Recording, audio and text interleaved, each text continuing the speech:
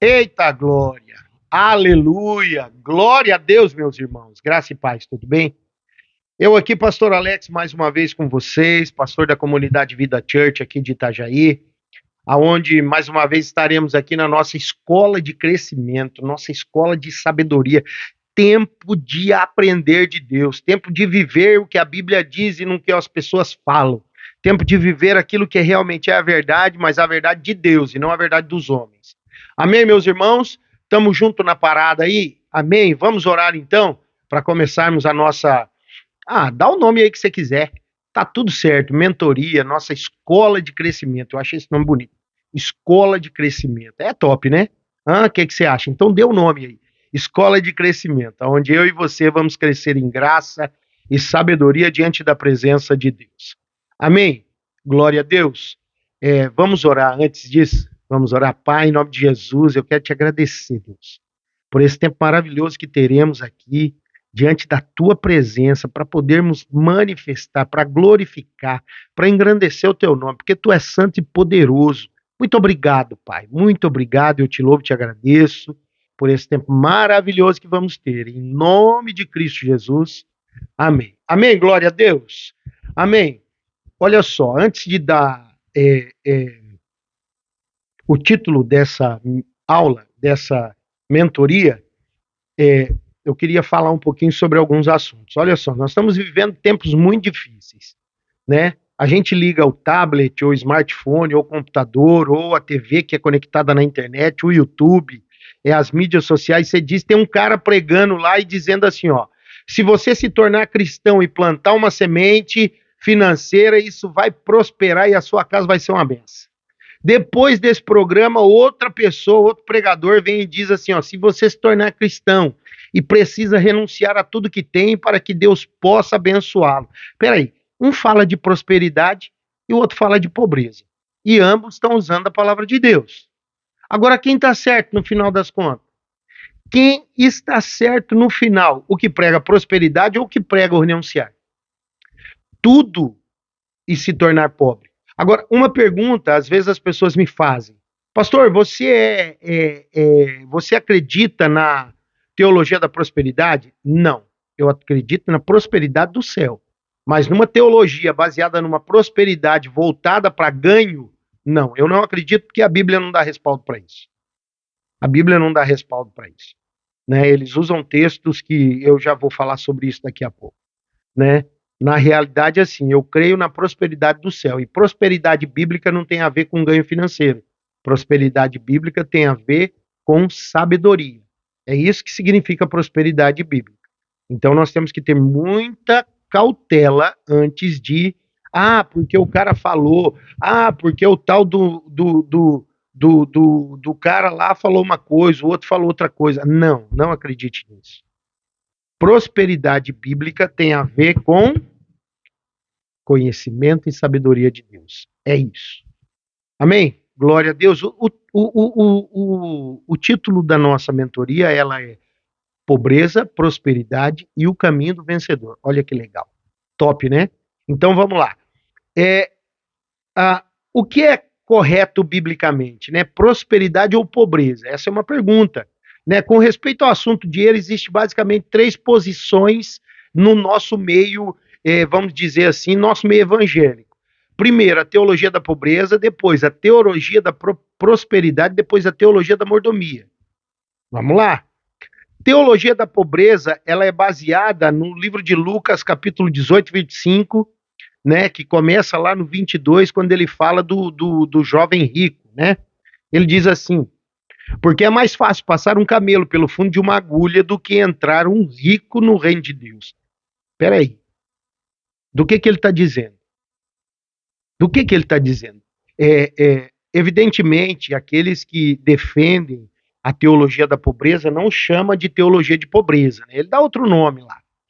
Mas ele tem a convicção e desdenha das posses materiais, porque isso é coisa do capeta, é coisa do demônio, é coisa do satangôs, não é de Deus. Mentira, isso não é verdade também.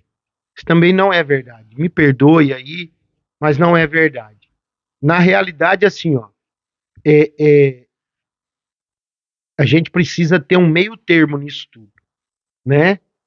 Elas dizem que as necessidades serão supridas se estiverem despreocupadas e não se importarem em prosperar, porque buscam o reino de Deus em primeiro lugar. Acreditam que a pobreza é a vontade de Deus para a igreja, que o reino é para os pobres e os que se tornam pobres se apoderam dele. Na realidade, não é isso, né? Mas a gente vai falando melhor mais para frente, né? Vamos lá. Esse é o termo básico usado pela teologia da pobreza, né? Que quanto mais a gente entrega, mais Deus nos dá, e a pobreza é um sinal daqueles que têm Deus. Não é verdade. Não é verdade. Nós precisamos entender que a Bíblia diz que o amor ao dinheiro, a Bíblia fala assim, o amor ao dinheiro corrompe, causa todos os males, corrompe o coração, é só você entender o que a gramática diz. Ele diz que o amor ao dinheiro. Agora, você ama a Deus ou você ama o dinheiro? Essa é a pergunta. Eu amo a Deus ou amo o dinheiro? Se eu amo a Deus, meu parceiro, ó, beleza. Nada impede da gente ter dinheiro. É que o dinheiro não pode ser o meu senhor. É essa a diferença, né? É essa a diferença. É assim, ó, são extremos que a gente precisa ter sabedoria para poder viver. Entregar tudo ao Senhor, sim. Mas quando fala-se de entregar tudo a Deus, ele está falando assim: entregue o teu coração, entregue a sua família, entregue o teu trabalho, entregue o teu dinheiro, entregue os teus sonhos, entregue os teus desejos, tudo na mão do Senhor, porque Ele é mais inteligente que nós para poder cuidar. Ele não está dizendo que a gente tem que abandonar de jeito nenhum, de forma alguma. De forma alguma. Quando o texto fala desse jovem, que Jesus olha para ele, que Jesus diz, cara, olha só, eu procurei, eu não encontrei, se tiver você me mande aqui que eu quero ver, mas eu não encontrei um versículo que diz que Jesus amou uma pessoa da forma com que Jesus amou esse menino. Jesus, quando o menino falou tudo que ele era, a Bíblia diz que Jesus o amou. Você acha mesmo que Jesus ia deixar o menino vender tudo? Jesus estava testando a quem ele amava. Jesus estava testando quem era o Deus daquele menino. Era isso. Eu tenho convicção que Deus, Jesus ali, Deus, porque ele é Deus, ele não iria permitir que esse menino vendesse tudo. Para com isso. Para com isso. Não é verdade. Não iria. Foi um teste para ver onde estava o coração daquele menino. Agora, pelo contrário aqui da teologia da pobreza, vem a teologia da prosperidade. Enrolou a língua. Prosperidade. Olha só.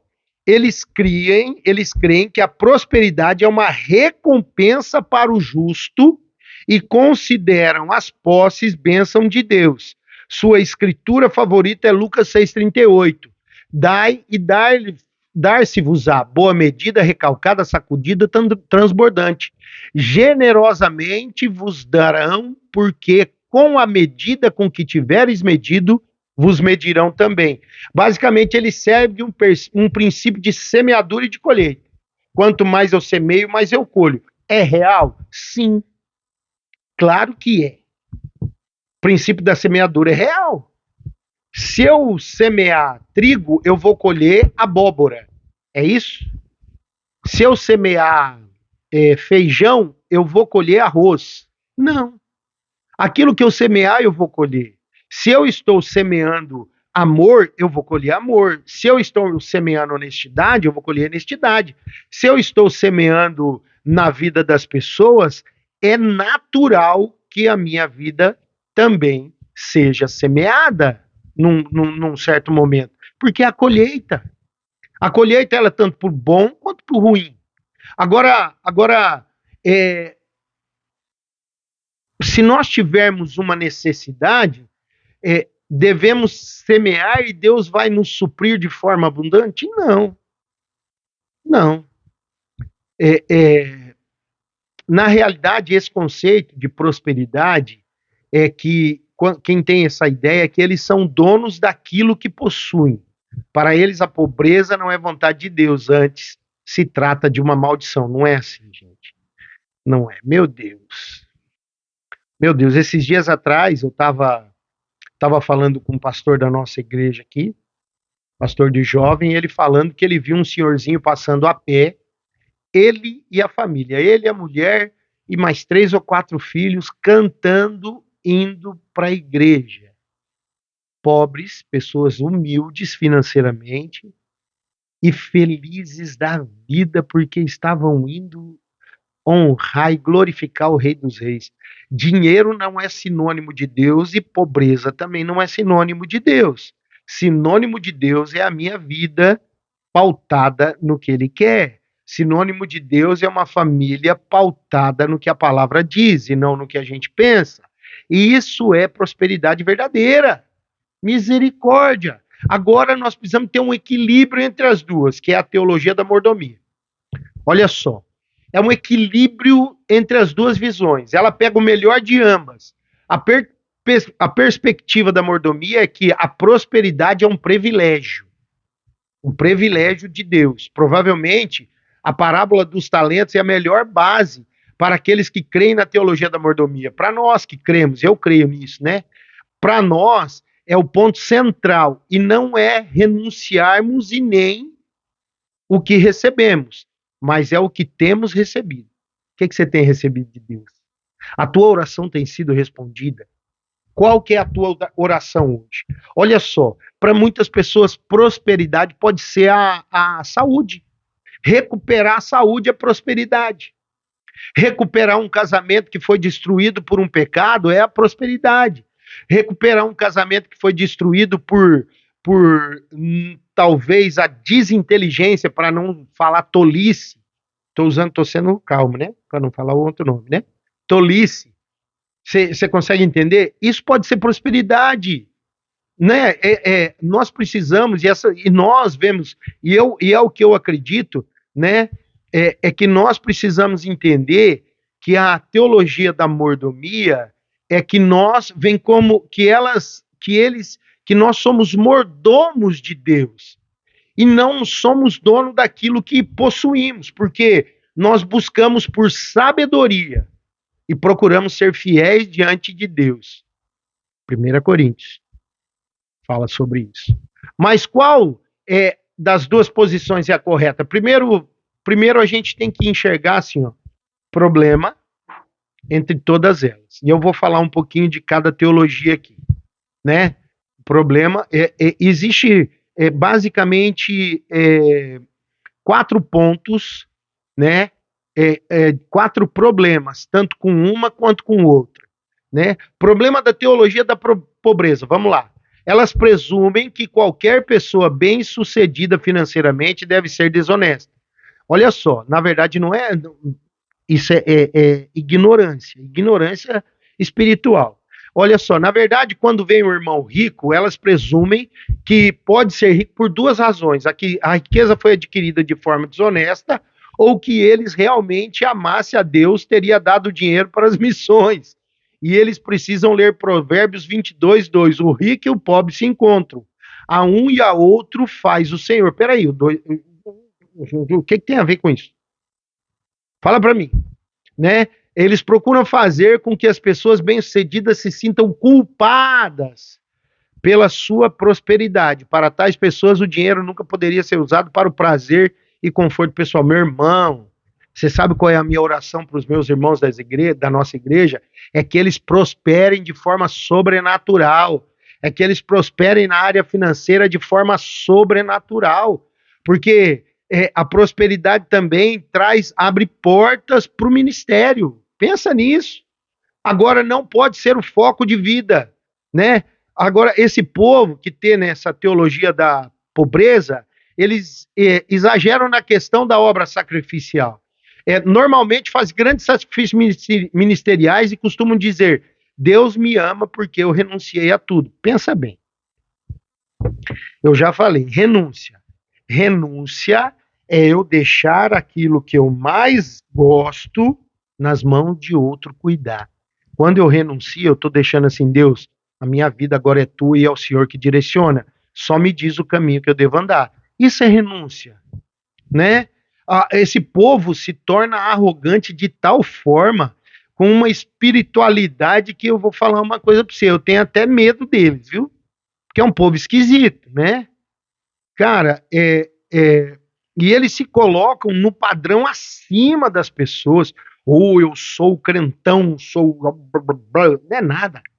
Não é nada. É comedor de feijão igual a mim e a você. Eu sou pastor de uma igreja. Deixa eu falar uma coisa para você. Eu sou pastor de uma igreja. Eu me sinto a menor das ovelhas naquele lugar. Estava falando agora com um amigo, agora há pouco aqui em casa, e lembrando da fala de Pedro, quando chega para Jesus e pergunta: Jesus, qual de nós é o maior? Ele falou: maior entre vocês vai um servir para o outro. Pronto. Quer ser o maior, meu irmão? Quer ser o maior? Sirva. Sirva. Sirva. São pessoas extremamente ingênuas, olha só. Pessoas que creem na teologia da pobreza podem, inconsequentemente, manipular outras pessoas. Como elas não têm recursos, estão sempre prontas a falar de suas necessidades pessoais e necessidade da hora. Normalmente, pede oração por tudo. Você já viu o crente 6 horas? Ah, vocês vão pegar, ora por mim, vocês oram lá por mim, ora lá por mim. Gente, Jesus, esse povo é tudo doido, rapaz. Deus deu para nós o poder de acessar o céu, então acesse o céu através da sua oração. Acesse o céu manifestando a sua fé através da oração. Fale com Deus de forma real, natural e com efeito. Qual é o efeito? O efeito da fé. Você entende isso? Olha só, elas dependem do sustento de outros que não renunciaram a tudo. Então me diz uma coisa, é incoerente isso. Eu sou crente e eu creio na teologia da pobreza, da mindinguice. Eu creio na teologia do pede-pede. Então o que eu faço? Eu vou pedir para quem tem, mas eu vou, peraí. Fala para mim, se o cara que tem dinheiro ele é do diabo, o que Salmo capítulo 1 fala? Que não é pra gente se assentar na roda dos escarnecedores. Se o cara é do diabo, ele é escarnecedor. Então por que eu tô usando do dinheiro dele, das coisas que ele tem? Percebe a incoerência? Né? O quarto ponto, quarta coisa ruim disso, pode se tornar um estilo de vida manipulativo. Meu Deus. Pessoas que creem na teologia da pobreza podem conscientemente manipular outra pessoa, né? Eu já tinha falado disso, eu tinha trocado o negócio, ó. São extremamente ingênuos. Comumente, quem segue a teologia da pobreza são os tal dos missionários. São ingênuas porque não percebem que se todos renunciarem a tudo, não haveria ninguém para sustentar elas. Olha só, voltando um pouquinho, né? Agora, o manipulativo, ele é aquele que inconscientemente consegue manipular. Como elas não têm recurso, elas sempre prontas a falar de suas necessidades. Na realidade, esse é o pede-pede, né? É o cara que tenta manipular. Ele acredita nessa teologia de miséria e tenta manipular as pessoas, mas as coisas não são bem assim. Misericórdia. Né? Agora, os problemas da teologia da prosperidade. Vem a prosperidade como um sinal de aprovação de Deus. Geralmente essas pessoas pensam da seguinte maneira: se você tem prosperado é porque Deus tem aprovado você. Aquele que é abençoado prospera. Elas são arrogantes a respeito da bênção, do mesmo modo que os caras da teologia da pobreza. Olha só, a arrogância predomina nesse negócio. Você parou para pensar nisso? A arrogância toma conta. Gente, deixa eu te falar uma coisa. Você não quer ter problema, e não ter problema financeiro não significa ter dinheiro. Não significa. Não quer ter problema financeiro? Seja dizimista fiel. Próxima aula eu vou falar sobre o dízimo. Seja dizimista. Seja dizimista. Ah, pastor, mas o livro de Malaquias, ele está falando somente para o sacerdote. Não, leia Malaquias capítulo 3 inteiro. Não leia só leia Malaquias não só a partir do 10, leia a partir do 1, que você vai entender que ele fala para todos. Leia Malaquias, o livro de Malaquias, que você vai ter o entendimento que ele fala para o sacerdote, mas também fala a toda a nação. Então ele está dando uma direção a todos. O que é dízimo, pastor? É amor. Pronto. Depois a gente vai falar sobre isso mais. Semana que vem nós vamos falar sobre isso, né? Esse povo, a arrogância predomina. É uma teologia que produz culpa. Olha só isso. Nada mais produz culpa do que dizer para alguém: se você realmente cresce em Deus, você seria próspero e rico. Alguém, então, que está passando por uma luta financeira pode concluir que serve ao capiroto, também conhecido como gabiru, também conhecido como satangôs. É verdade. Olha só, gente, que loucura é essa? E não está debaixo da bênção de Deus. Faz barganha com Deus, vive debaixo de medo e condenação. O jejum, ele pode ser um jejum de barganha? Não, não pode. Não pode ser um jejum de barganha. Por quê? Porque jejum não é troca. Jejum é sacrifício. A ideia do jejum é sacrifício. Sacrifício. Né? É isso que a gente tem que entender. Olha só.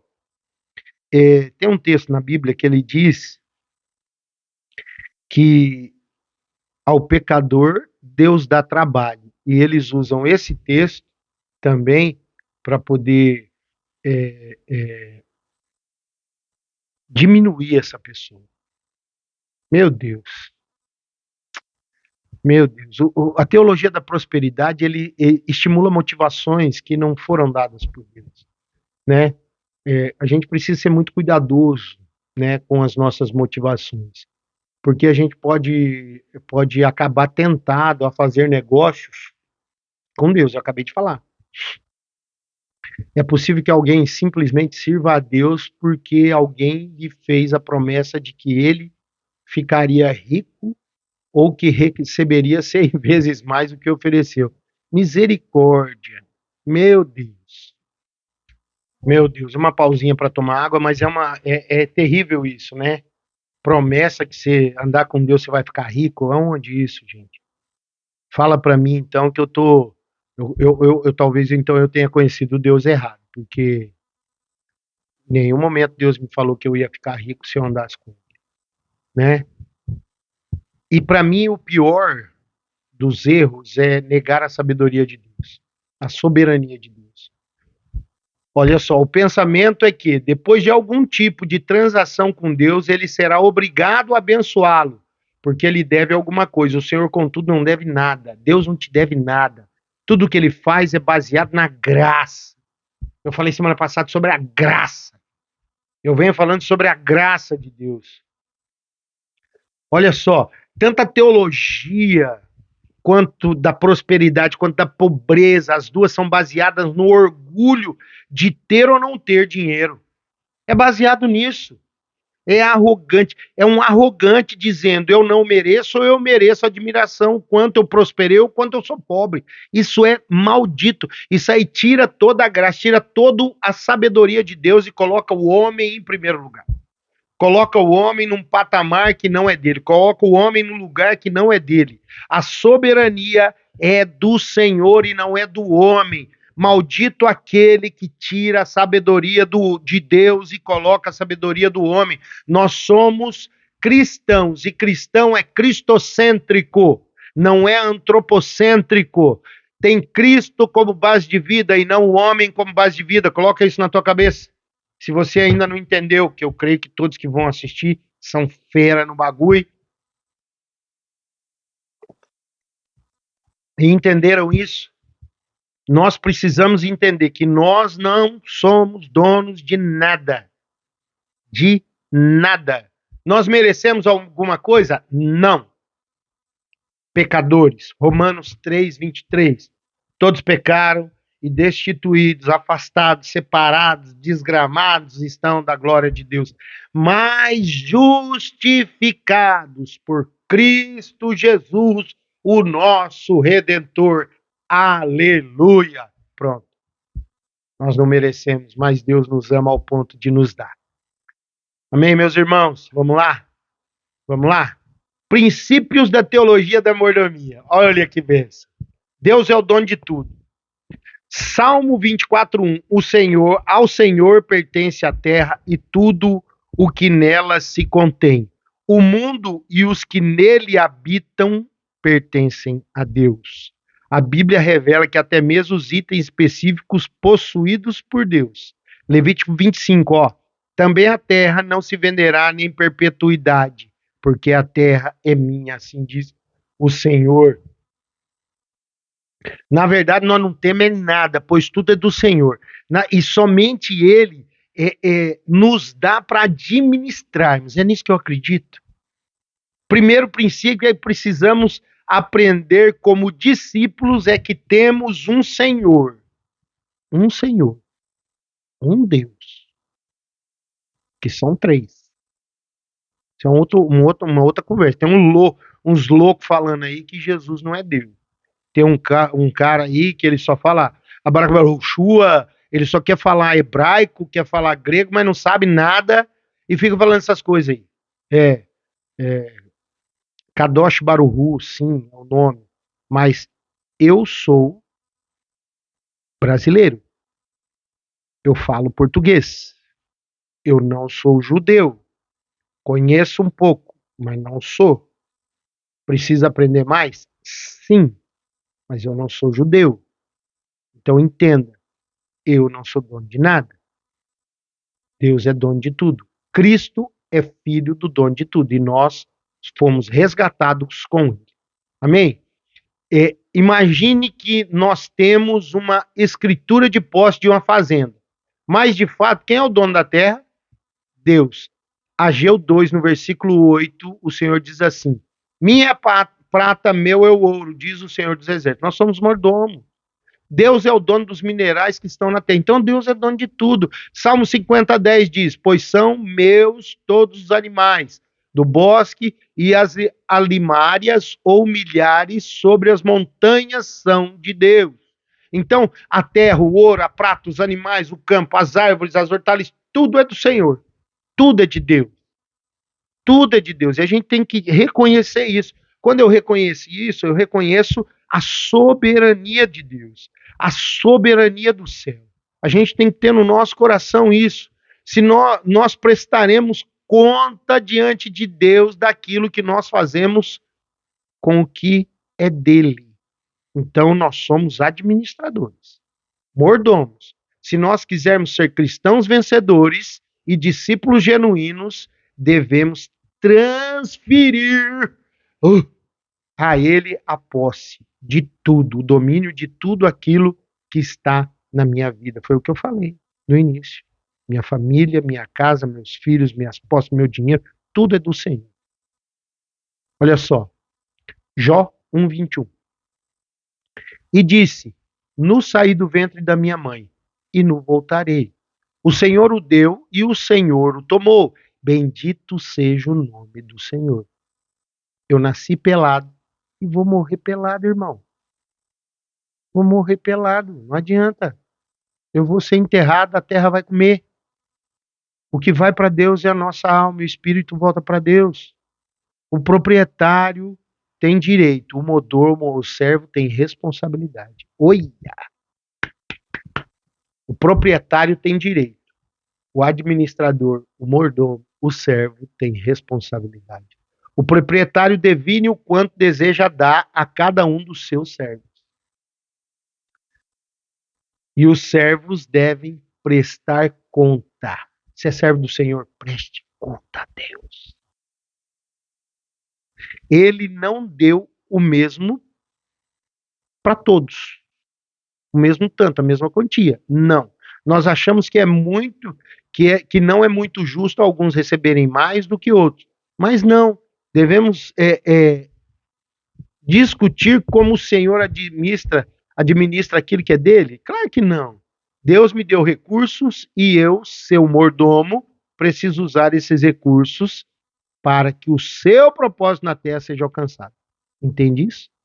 A teologia da pobreza diz que é da prosperidade, uma é para não ter nada e outra é para ter tudo, né? Precisamos ter entender essa diferença, né? A revelação de que Deus possui todos os nossos bens, determina a medida da nossa maturidade espiritual. Determina a medida da nossa. Ó, Romanos 10:9. Se com sua boca confessares Jesus como seu Senhor e em teu coração creres que Deus o ressuscitou dentre os mortos, será salvo. Jesus precisa ser confessado como Senhor.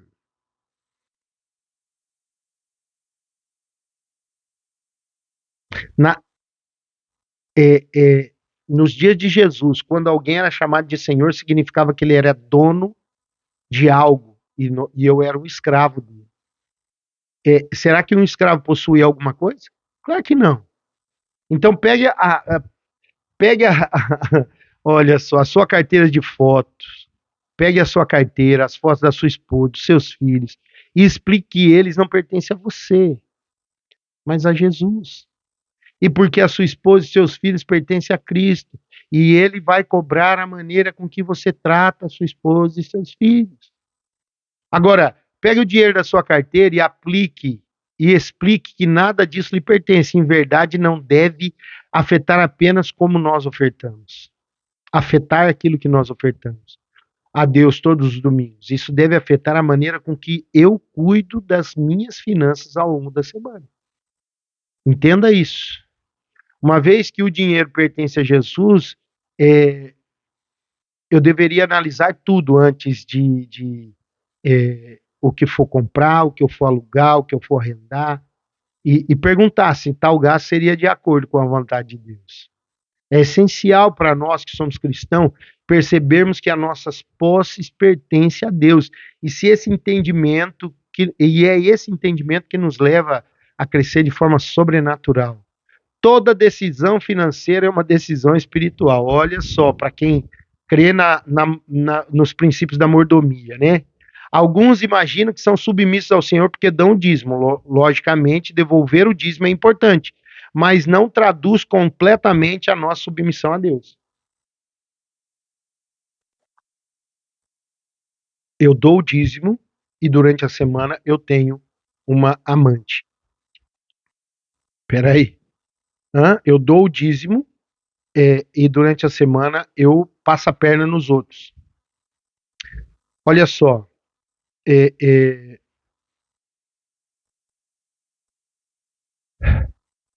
o que fazemos com os 10% é importante, mas também é importante sabermos o que fazer com os outros 90%.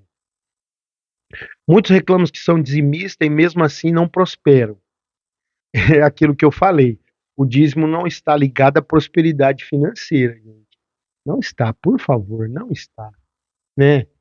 É, a gente precisa entender que tudo que temos, e aquele que vive isso, precisa entender que tudo que temos, perdão, que tudo que temos é do Senhor, a minha casa é de Deus. Meus filhos usam, vão usar, o meu carro é do Senhor, vai ficar para alguém quando eu morrer, né? Os nossos filhos são do Senhor, a minha esposa é do Senhor. É, é, nós precisamos olhar que esse 90% é para o sustento deles, é para a manutenção deles. Os 10% é para a manutenção da casa do Senhor, para a manutenção do sacerdote. Isso é dízimo. Agora, os outros 90% é para a manutenção dos filhos. Agora, porque acha que pode gastar os outros 90% como bem entende, sem orar e saber a vontade de Deus, você acha isso? Você acha que está errado, meu irmão. Tome cuidado, está errado. Deus, ele sabe de tudo. Olha só, a quantidade não é o mais importante. Não importa se nós temos muitos ou poucos talentos. O que Deus olha é como lidamos com o que temos recebido. Ser fiel no pouco. Olha só. Ser fiel no pouco, que no muito te colocarei. O que é isso? Você já parou para pensar nesse texto? Ser fiel no pouco e no muito te colocarei? Deus está falando de dinheiro? Não. Deus está falando da fidelidade. Se eu sou fiel, dizimar para mim não é problema. Se eu sou fiel, ofertar não é problema. Se eu sou fiel, falar que tudo é de Deus não é problema. Tem problema quando eu não sou. Tem problema quando eu não sou. Entenda, se eu não sou fiel na área financeira, basicamente eu não sou fiel nas outras coisas. Porque infidelidade é infidelidade, não tem meio termo. Consegue entender? O princípio da mordomia é a fidelidade. O princípio de viver a mordomia é a fidelidade. A mordomia requer uma ação. E para encerrar, a mordomia requer ação. Algumas pessoas costumam dizer que mordomia é mais que dinheiro. Isso sou espiritual, mas na verdade é que a mordomia nunca é menos que o dinheiro. Servir a Deus implica em muitas coisas, mas nunca menos do que ofertar. Quem diz que serve a Deus e não oferta está, na verdade, sendo enganado. Tome cuidado, tome cuidado. Eu volto a dizer: o maior é aquele que serve em tudo. Maior é aquele que serve em todas as coisas. Maior é aquele que serve em tudo. Está disposto a servir em tudo a Deus? Quero orar com você. Feche seus olhos onde você estiver. Pai, em nome de Jesus, eu quero te pedir, Senhor, eu quero glorificá-lo e pedi-lo, mas primeiro eu quero glorificá-lo, porque tu és o santo Deus e poderoso, porque tu és maravilhoso, porque tu sabes de todas as coisas, porque tu morreste por minha causa e dos meus irmãos. Pai, em nome de Jesus, eu quero te pedir, Senhor, por essas vidas que estarão nos ouvindo, que o Senhor possa abrir as janelas dos céus e derramar bênção sem medida, Pai. Uma bênção sem medida. Eu vou usar o texto que eles usam, uma bênção sacudida, recalcada e transbordante, mas sabendo que essa bênção é do Senhor. Sabendo que se for dinheiro, é do Senhor. Se for posse, é do Senhor. Tudo é do Senhor. Pai, eu quero abençoá-los. Abra a mente dos meus irmãos, para que nós juntos possamos aprender do Senhor e entender que tudo é mediante a tua vontade. Tudo pertence a ti e um dia tudo vai voltar para o Senhor. Pai, eu glorifico a ti por cada vida.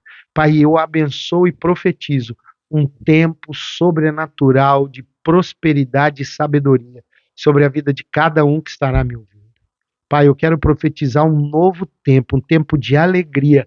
O tempo do choro acabou e a alegria do Senhor, ela foi restaurada na sua vida. Diga, eu recebo, se você está aí. Em nome de Jesus. Deus abençoe a sua vida. Não se esqueça, meus irmãos, de se inscrever no nosso canal, se você não é inscrito, de dar o like, é o joinha, né? O like, fazer um comentário, compartilhar. Compartilhe. Manda pro teu amigo, manda pro outro. Fala assim, sabe aquele um que é da teologia da prosperidade? Manda para ele. Aí manda ele deixar o WhatsApp dele lá embaixo que eu converso com ele. Sabe o que é da teologia da pobreza? Manda para ele também. Aí fala para ele fazer o comentário lá e fala, ô louco, deixa eu falar com você. Aí eu falo com ele também. Se ele acha que eu sou doido. Mas eu sou doido por Jesus e amo a ele acima de todas as coisas. Amém? Deus abençoe a sua vida, um ótimo início de final de semana, que a paz que excede toda compreensão seja derramada sobre você e sobre a tua casa, em nome de Jesus. Amém. Tchau. Deus abençoe a todos.